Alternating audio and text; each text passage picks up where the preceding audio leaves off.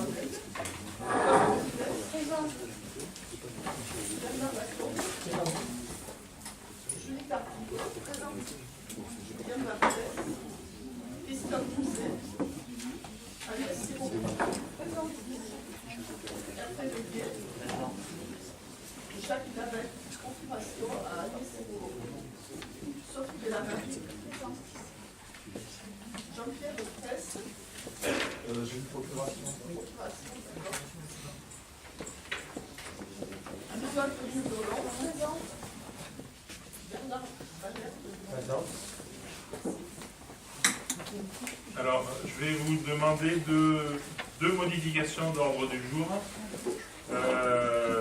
Donc, on va voir d'abord l'adoption du compte-rendu. Et ensuite, je vous propose de passer directement au DOB. Comme ça, on pourra libérer Madame Ambroux plus rapidement. Il y a des gens qui s'y opposent? Non. Et la deuxième, c'est d'ajouter une nouvelle délibération dont je parlerai au moment des travaux et marchés publics, qui concerne l'éclairage de l'avenue des Pyrénées, puisqu'on a pris une délibération en septembre ou octobre en choisissant une option. Et on a eu des informations du SDEG cet après-midi qui ont exercé leur devoir de conseil et qui nous ont conseillé de prendre une autre option. Et donc, est-ce que vous êtes d'accord pour qu'on discute de cette autre délibération qui n'est pas, bien sûr, à l'ordre du jour, puisqu'on a eu une réunion cet après-midi avec le ZEG, et c'est cet après-midi où ils nous ont alertés sur la solution qu'on avait choisie, et donc en nous proposant de changer cette option. Est-ce qu'il y a un caractère d'urgence à cette délibération? C'est pour qu'on puisse démarrer les travaux le plus rapidement possible, puisque c'est la modification du changement d'éclairage, la rénovation de l'éclairage sur l'avenue des Pyrénées. Et ils sont prêts. L'étude a été faite et ils peuvent faire l'option qu'ils avaient déjà préconisée mais qu'on n'avait pas retenue et que je vous proposerai de retenir.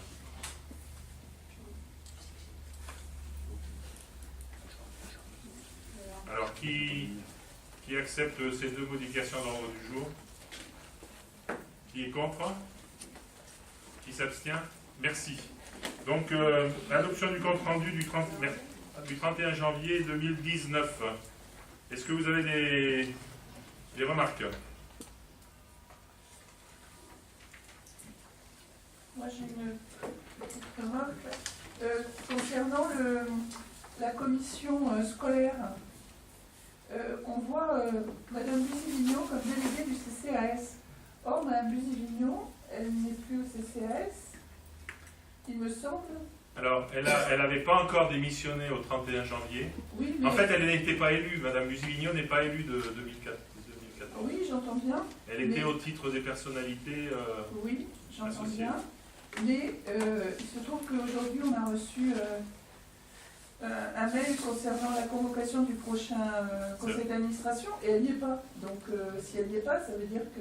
Elle a démissionné entre-temps. Bah oui, donc comment elle peut être à la commission scolaire? En tant Scolaire? que représentant du... Oui, La scolaire, elle était... en tant que... Oui, si, si. Non, mais À la commission scolaire enfance, petite enfance et jeunesse.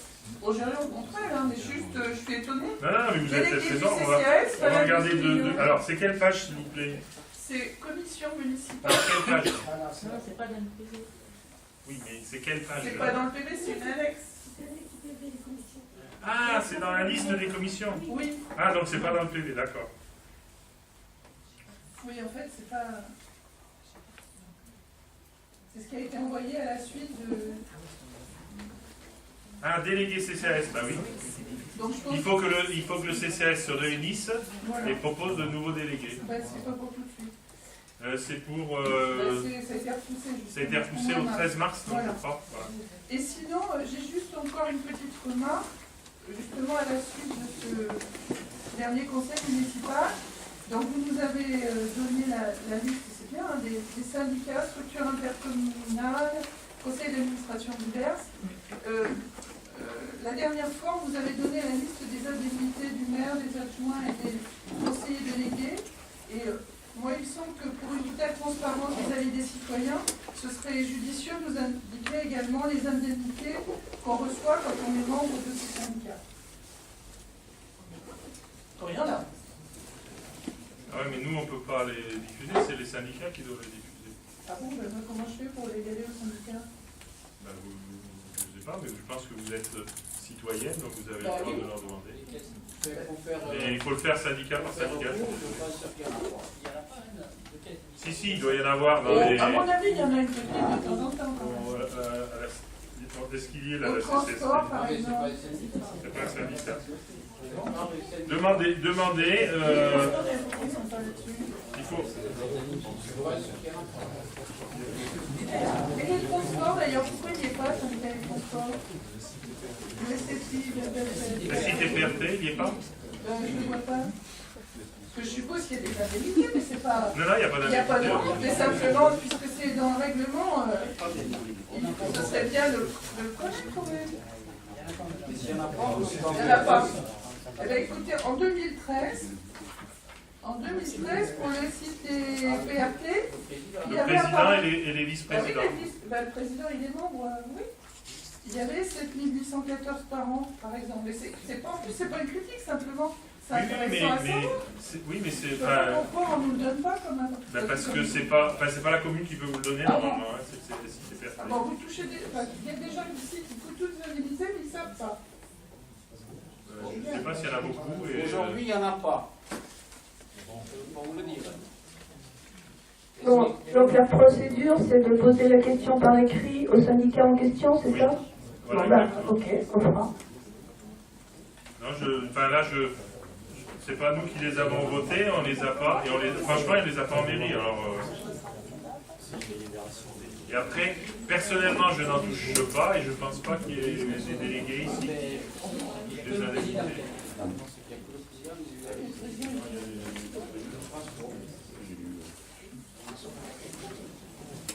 Nous, on n'a pas de vice-président. Donc, je mets, qui est contre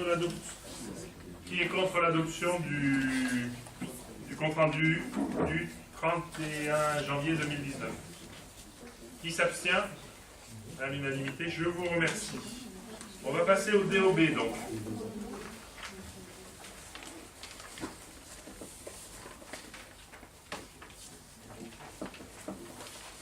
Alors, ce que je vous propose, on va présenter un diaporama principalement pour le public. Et je vais lire le rapport, pas in extenso, je vous rassure, mais je vais lire une bonne partie du rapport d'orientation budgétaire qui vous a été distribué avec la convocation, pour que vous ayez en même temps, vous puissiez suivre en même temps les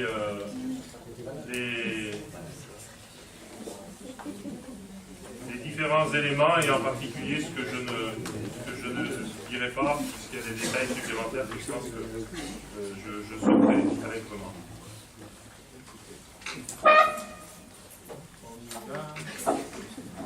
Donc là, le projet de loi de finances 2019 demande aux collectivités de réduire leur engagement à hauteur de 13 milliards sur la période, notamment en réduisant fortement les dépenses de fonctionnement et l'endettement.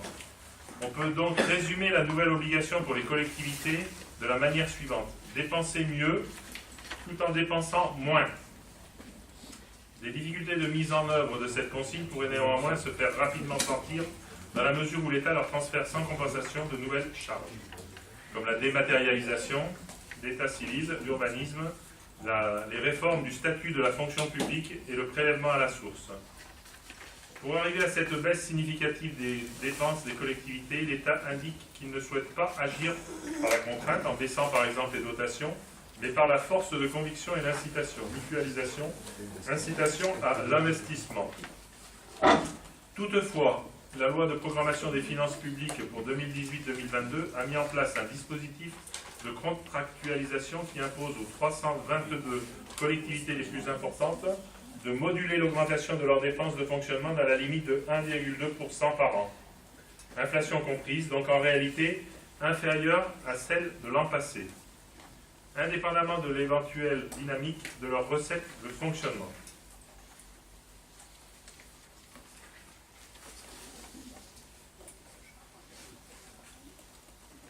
C'est bon.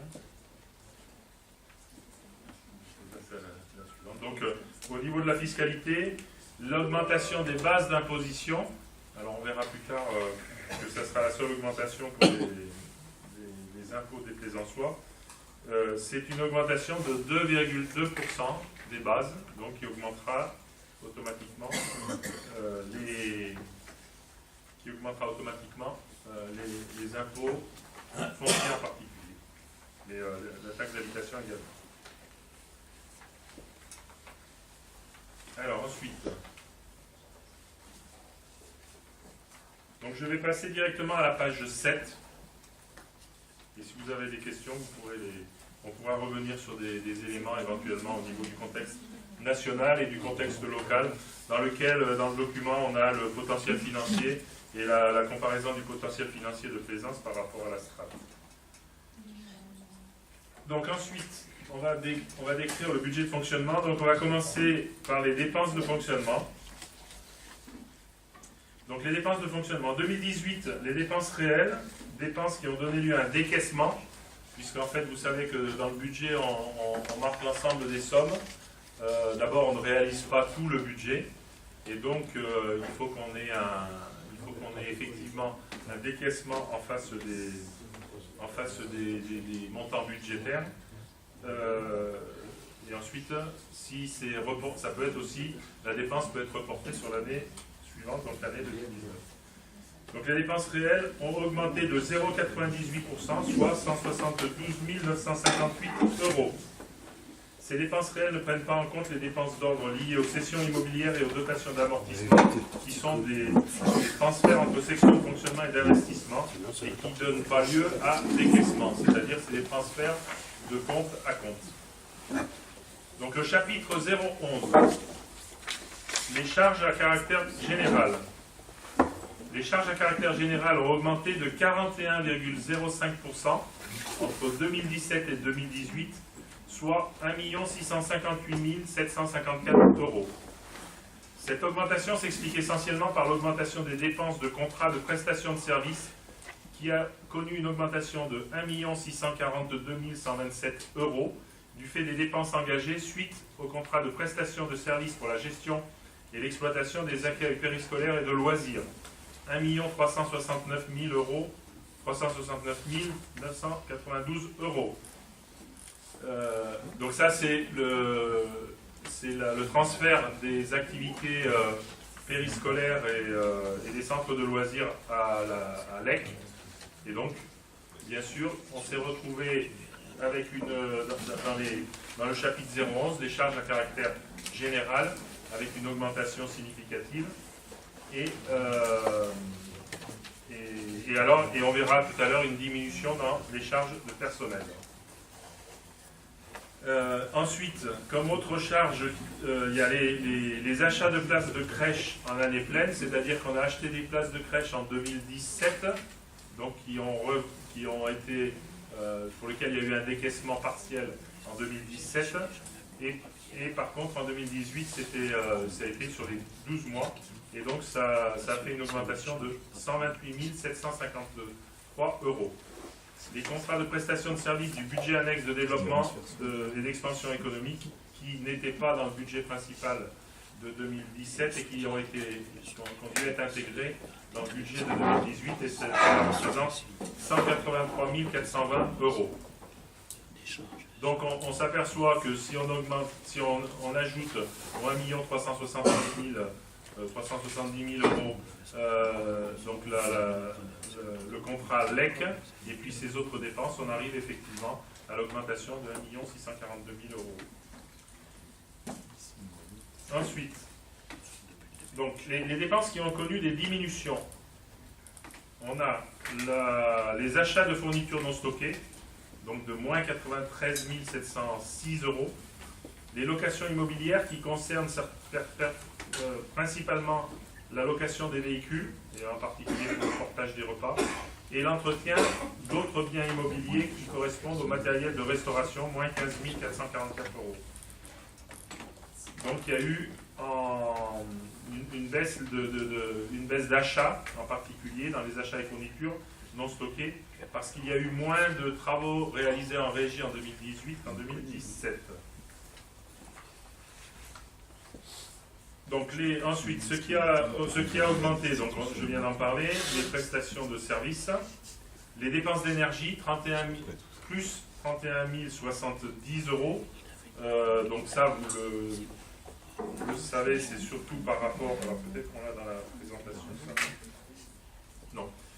C'est surtout ce qu'on a au niveau des hausses des prix de l'ensemble de l'énergie en général, que toutes les énergies ont augmenté, avec plus de bâtiments à entretenir, et donc également une augmentation du volume de l'énergie utilisée.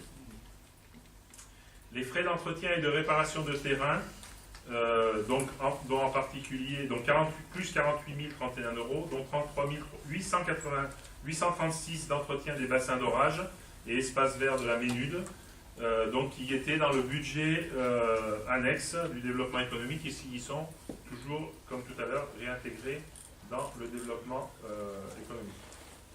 Et puis les taxes foncières de plus 13 229 €, je pense que c'est lié aux achats aux achats qui ont été faits les années 2017. Alors, ensuite, les évolutions de charges du personnel, donc chapitre 012. Les dépenses de personnel ont diminué d'environ 11,65%. Donc, il ne faut pas raisonner en pourcentage parce qu'effectivement, si on compare les 1 800 000 de produits et services, non, je dis des bêtises, les 4 41 000 donc, qui étaient au compte administratif de 2017 aux 12 millions de charges de personnel, c'est clair que quand d'un côté on a une augmentation de 1 million, pratiquement 1 370 000 € de LEC, et qu'on compare à la baisse des charges de personnel, c'est clair qu'en pourcentage ça ne se retrouve pas. Par contre en euros, on retrouve à peu près le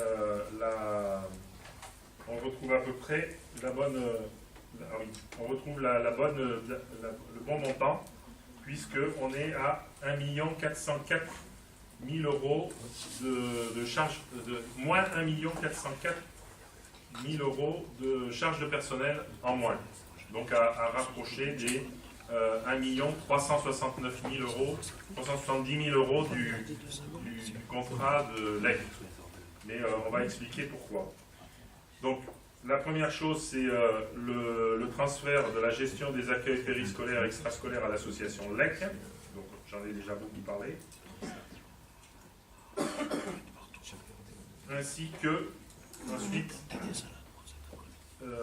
mais par contre, on a également continué à poursuivre, on a poursuivi la maîtrise de la masse salariale, et ce qui a, donc il y a eu des analyses service par service, et on n'a pas renouvelé tous les personnels qui partaient à la retraite. On a supprimé donc 5 postes d'agents titulaires et 2 postes d'agents contractuels. Par contre, on a donc, ça c'est effectivement en moins dans les charges de personnel. Par contre, on a maintenu les 6 agents qui étaient en contrat aidé par l'État. Et donc on les a comment on appelle, pas titularisés, stagiairisés. Ils sont restés contractuels. Ils sont devenus contractuels. Mais par contre, comme il n'y a plus d'aide de l'État, l'ensemble de leur salaire et charges est à la charge de la municipalité. Ensuite, on a également, vous le savez, fermé la crèche familiale. Il restait 5 assistantes maternelles, donc à qui on a proposé des postes de reclassement. Je crois qu'il y en a aussi qui ont pris leur retraite, me semble-t-il. Oui. Donc, et donc là, on a ces 5 postes quand même qui sont en dégrèvement du chapitre 012, donc charge de personnel. Et enfin, on a quand même, donc dans le cadre de la hausse de ce chapitre-là, on a quand même stagiairisé 5 agents contractuels. Donc 5 agents qui étaient contractuels sont devenus stagiaires et ils seront donc titularisés si tout va bien, mais normalement c'est rare que ça se passe mal après. Et on a également nommé 3 agents qui ont été lauréats de concours, donc au poste supérieur.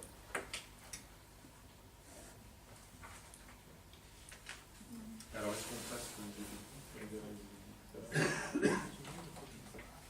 ouais, c'est bon. Alors, du coup,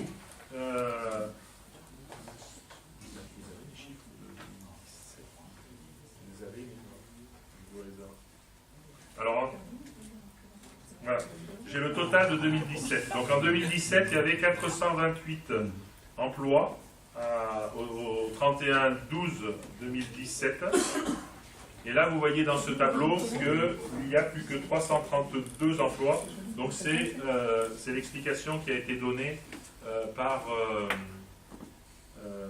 que j'ai donnée précédemment, qui principalement le transfert des personnels dans la structure donc LEC Grand Sud.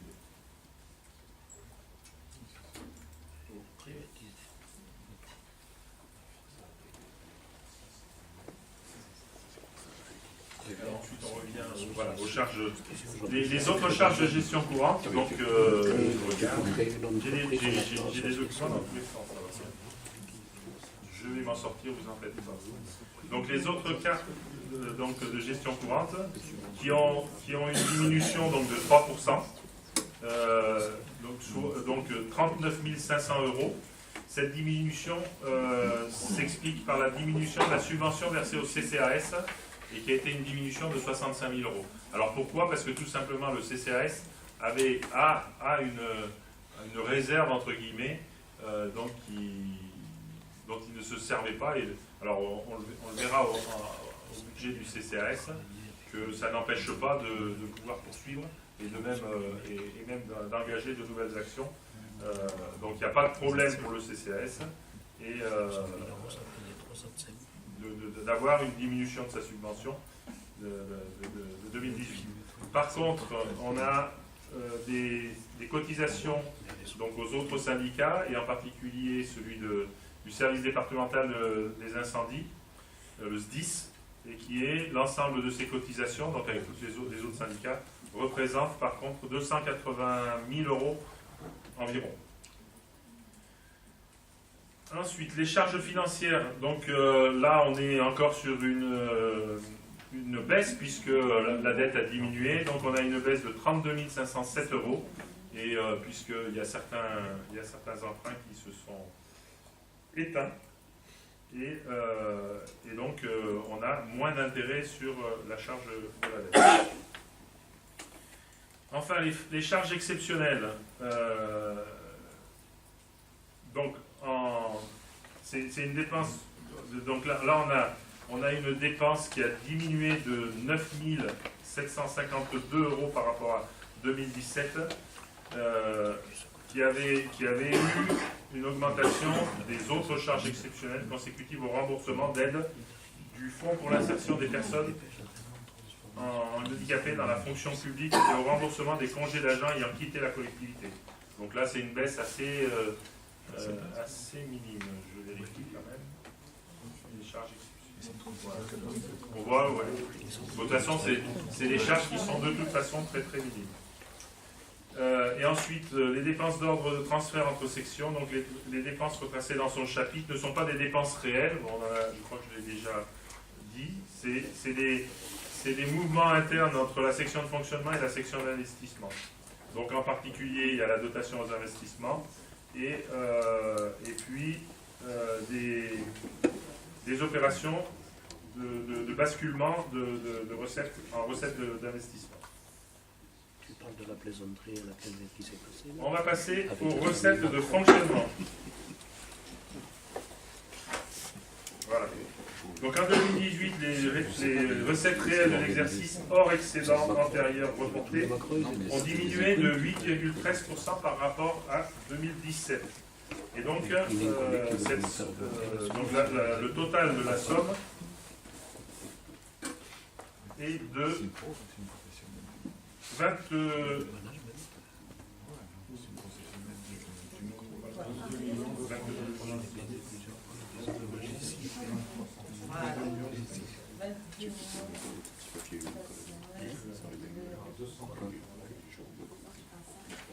Donc le total des recettes, c'est 22 401 732 et 68 centimes, ça c'est ce qu'on voit dans le tableau. Donc on a une diminution qui s'explique par la diminution des produits exceptionnels, donc de 1 973 000 €. Et en fait, cela correspond à des ventes. On a fait des ventes en 2000, beaucoup plus de ventes en 2017. Vous voyez d'ailleurs que c'est une ligne qui est très fluctuante et qui dépend donc en particulier des ventes de terrain, puisque vous voyez qu'en 2016 on en avait pour 76 000 € et en 2017 on en avait pour 4 600 000 €. Et donc en 2018 on est à 2 465 000 €. Si tu veux. L'atténuation des charges qui est donc c'est pareil, on est quand même sur des petites sommes qui sont liées au remboursement du personnel absent pour congé maladie ou de maternité. Donc on a une baisse de 15 700 € environ par rapport à 2017. Ensuite, les produits des services.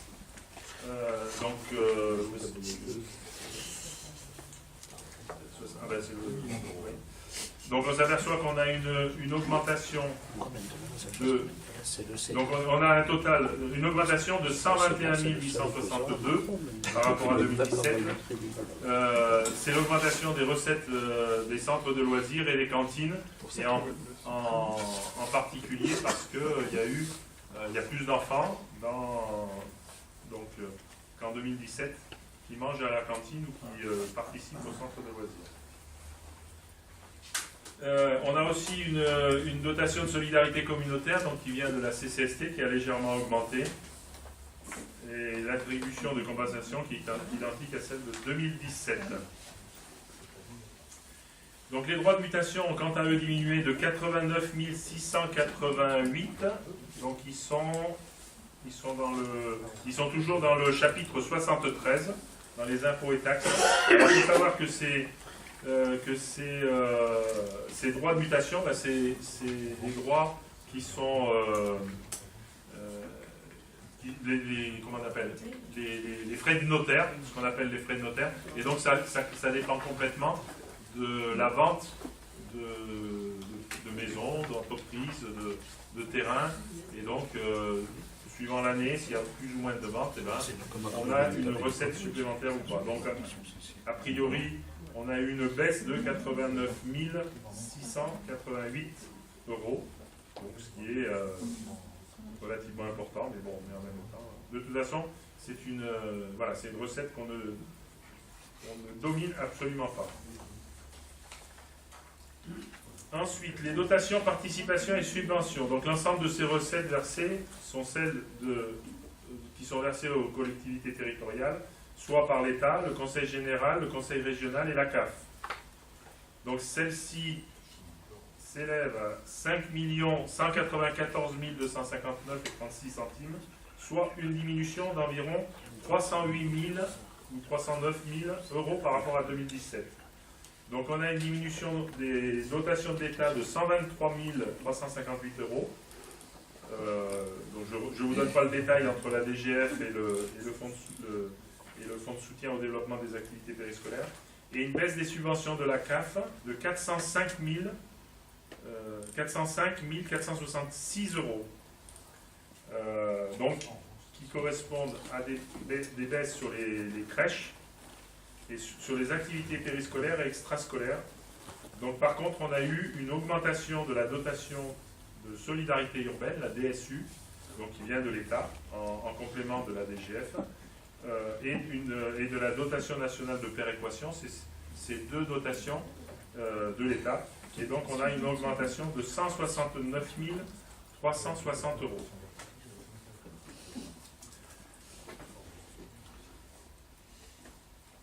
Ensuite, alors, toujours concernant les recettes de fonctionnement, les autres produits de gestion courante, chapitre 75. Donc, les produits de gestion courante, c'est constitué des revenus des immeubles, location d'immeubles bâtis ou non bâtis, et d'un remboursement et qui s'élève à 178 452 euros. Donc, vous voyez que déjà, c'est pratiquement l'ensemble de la ligne, qui est toujours une ligne relativement marginale. Les produits financiers, donc alors là c'est encore plus marginal, on est à 24,17 €, donc ça c'est parce qu'on a des parts sociales au crédit agricole, puisqu'on fait on a des prêts au crédit agricole. Et donc il rapporte 24,17 €. Le chapitre 77 des produits exceptionnels. Donc, les produits exceptionnels s'élèvent à 2 465 088 et qui sont donc, je crois que je en ai déjà parlé, donc les produits des cessions de terrain. Et en particulier, il y a pour 1 405 000 euros et 125 pour la cession de la RD 82. Alors j'avais quelque part. Voilà. Et donc ça c'est ce qu'on a vendu sur la RD 82, c'est l'ancienne emprise de la RD 82, donc qui est maintenant, donc il y a une nouvelle RD 82 qu'on a achetée, qui est plus longue, et donc on l'a achetée pour 1 million de têtes, parce que je ne retrouve pas les chiffres que j'avais notés, donc pour 1 900 000 euros, mais qui donc seront du côté investissement.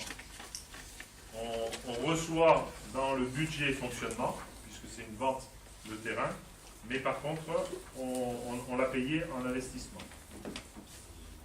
Excusez-moi, vous pouvez juste répéter, on l'a vendu combien? Alors, on l'a acheté combien? Alors, j'ai dit que je ne retrouvais pas le montant de l'achat, alors du coup, vous me le demandez. Comment c'est intéressant de savoir si cette opération... Eh bien, on a payé 500 000 euros environ de plus. On a payé, voilà. Ah ouais, ça y est, vous voyez, celui que je demande. Enfin, que vous demandiez. Tu demandes à la comptable, c'est tout. On a vendu, on a acheté donc la nouvelle route pour 1 952 000. Et on a vendu l'ancienne pour 1 405 125 euros.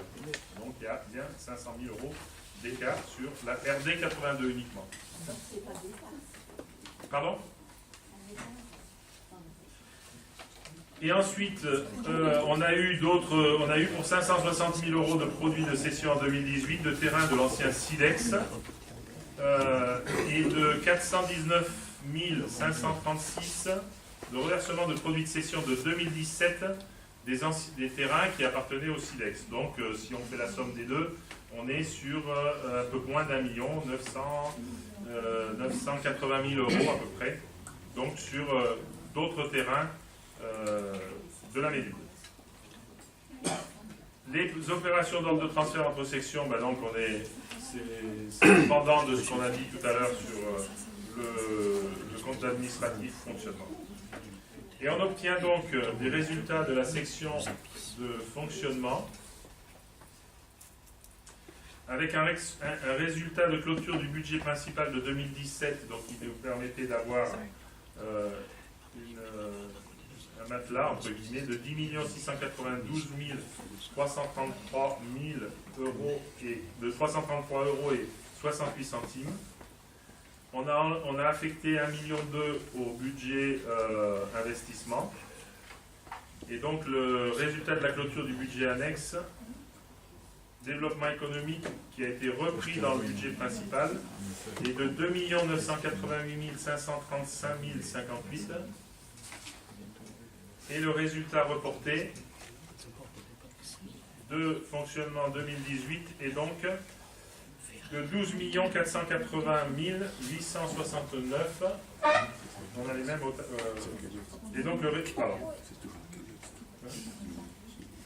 Et donc le résultat de l'exercice 2018 est de. Donc ça c'est voilà, est de 1 867 507. Donc c'est la différence entre les dépenses et les recettes, donc ce qui a été encaissé en 2018 et ce qui a été décaissé, donc ce qui a été payé. Le résultat est de 1 867 507 euros et 91 centimes, ce qui nous fait un report cumulé de 14 348 377 et 17 centimes. Alors, attendez, parce que là j'avais noté des choses quand même. Donc on peut croire qu'on a 14 millions, en réalité on n'a pas 14 millions. On en a un peu, mais on n'a pas 14 millions. Ah. Donc déjà, on a les 2 700 000 euros du développement économique, donc qui doivent, on doit garder et qui doivent servir au développement économique. Et on verra qu'avec le globalisé, donc avec le solde positif qu'on a sur les investissements, on arrivera environ à 15,5 millions d'euros. Alors, il faut savoir quand même qu'on s'est engagé pour la route 924 sur 4 millions d'euros. Donc ça, il faut absolument les conserver, parce que déjà, il faudra trouver un complément, mais si nous, on ne participe pas à la hauteur de ce qu'on avait prévu, on n'aura jamais notre 924, que ce soit en 2 fois 1 voie ou en 2 fois 2 voies. Et puis ensuite, il est clair que pour le mandat suivant, donc pour l'équipe municipale suivante, il y aura certainement un projet scolaire à faire dans le cours du mandat. Donc on peut imaginer qu'un groupe scolaire, c'est environ 5 millions, avec un gymnase, on arrive à 8 millions. Donc vous voyez facilement qu'on est déjà... si on veut garder cette réserve en fonds propres, pour pouvoir n'avoir aucun problème de prêt, eh ben, cette somme, ça me nuise énormément. Puisqu'on est aux alentours de, suivant qu'on fait un gymnase ou pas, entre 9 et 13 millions d'euros donc à débourser dans le cadre du mandat suivant. Donc il est préférable, uniquement sur ces investissements-là, de faire. Autre remarque, on va avoir d'énormes dépenses encore de pluvial, on en a eu, et on va les voir encore. Mais par contre, le pluvial, M. Escoula avait décidé, et je pense qu'on va rester sur cette action, c'est-à-dire que le pluvial sera principalement financé par des emprunts, puisque quand on met des tuyaux comme on est en train d'en mettre, ou quand on fait des bassins de rétention, comme on va en faire dans peu de temps, bah c'est du travail pour 50 ans, donc on peut très bien imaginer de faire des emprunts sur 20 ans. c'est ce qui a été fait en 2018, mais qui n'a pas été réalisé en 2018, qui sera réalisé en 2019. Donc, pour l'ensemble des... Mais on le verra quand on parlera des investissements. Ensuite, donc, par rapport au compte administratif d'investissement, donc 2018. Donc, le total de l'année est de 3 000...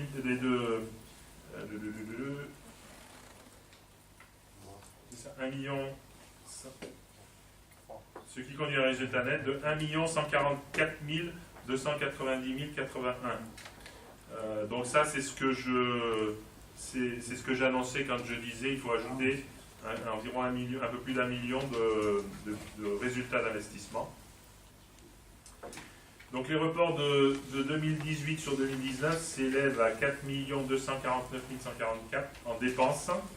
Donc ça, c'est ce qui a été budgété sur 2018 et qui est réalisé en 2019. Donc en particulier, les travaux de pluvial, 2 151 387. Travaux connexes au pluvial, alors là c'est un plus petit montant, 115 478 €. Et ensuite, les travaux de Pagnol, le reste à décaisser de Pagnol.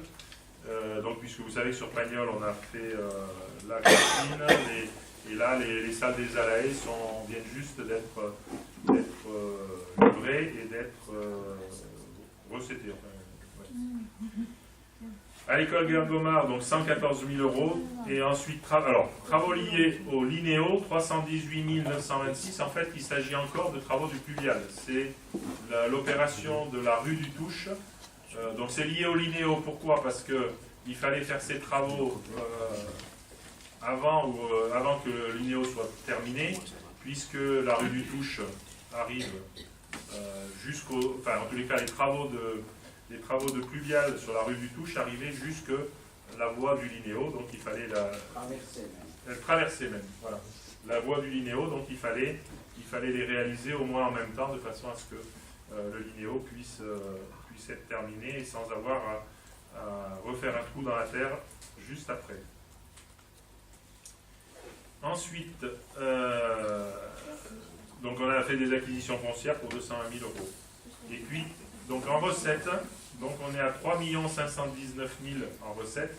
Donc les subventions de l'État, donc de l'ETR 2017, c'était le reliquat de ce qui n'avait pas été payé en 2017 et qui a été en 2018 et pour lesquels on a touché la DETR en 2018. La DETR 2018 qu'on a déjà touché, la CAF, les subventions du conseil départemental et les opérations sous mandat du SNEA, donc le syndicat mix de l'eau et de l'assainissement. De l'eau et de l'assainissement. Donc 115 000 et le fameux emprunt là, de 2 millions pour les travaux du pluvial, donc qui sont un report de 2018 vers 2019, puisque au 31 décembre, ils n'avaient pas encore été décaissés. Encaissés, pardon. Oui, décaissés. Encaissés. Nous, on est du bon côté de l'emprunt pour l'instant. Donc, ensuite, vous avez la liste. Voilà. Bon, ben, je ne vais pas la... Je vais fatiguer. Je ne vais pas la lire, je vous la laisse lire. Donc, je rappelle que l'achat de route, on le voit là, les 1 952 000 €. Les gros montants, ben, vous voyez, travaux, école, Pagnol, restauration et classe à la haie. Donc, ça c'est le total. 18 plus 2019. Ah d'accord, donc sur Pagnol, il faut rajouter les 600 000 €. Donc on s'aperçoit que l'ensemble des travaux sur Pagnol, c'est près de 3 millions d'euros, puisque on est à 2 365 000 plus les 602 000 € de la diapo précédente. Le tennis couvert pour 480 000 € et le plateau sportif de Jules Verne pour 607 millions d'euros. Pour 607 000 €. Alors, j'en ai fini avec le compte administratif de 2018 et donc on va passer aux orientations budgétaires de 2019.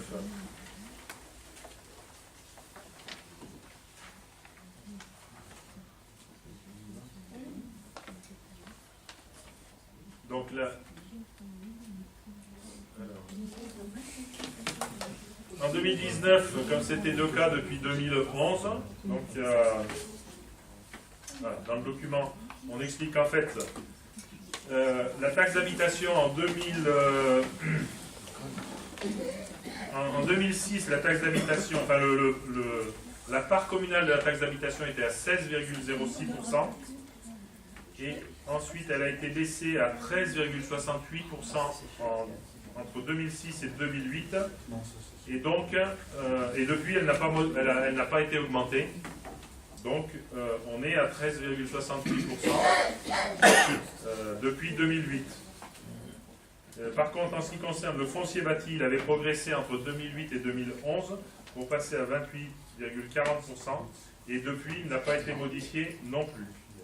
Donc ce qui fait que la seule revalorisation qu'on voit, c'est celle qu'on a vue tout à l'heure dans une des diapos, c'est les 2,1% qui sont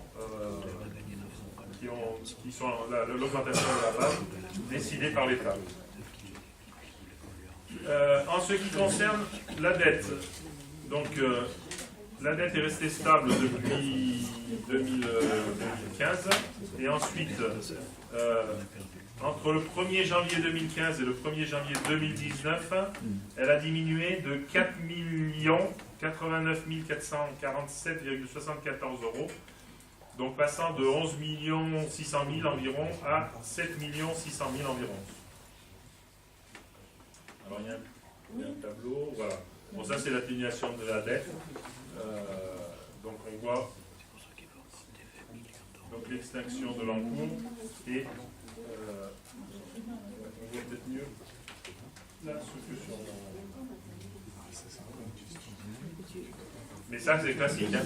Tant qu'on ne fait pas d'emprunt, obligatoirement les anciens emprunts ils s'éteignent.